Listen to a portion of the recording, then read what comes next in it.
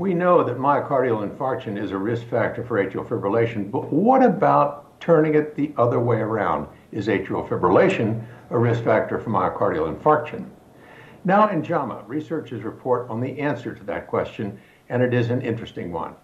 They looked at more than 24,000 people in the United States and followed them for 7 years. They did not have coronary disease or myocardial infarction to begin with.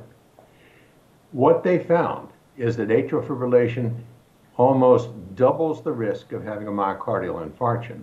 And that's after they excluded all of the other risk factors for acute MI, diabetes, hypertension, all the other things, hypercholesterolemia that you might imagine might be involved. So atrial fibrillation indeed does seem to be a risk factor for myocardial infarction, and it is also more prevalent in women and in Black people. So here's the bottom line on this study. Atrial fibrillation is a risk factor for MI. It almost doubles the risk, and it is particularly prevalent in women and in Blacks. So this may become a public health issue looking forward. For CardioSource, I'm Peter Block.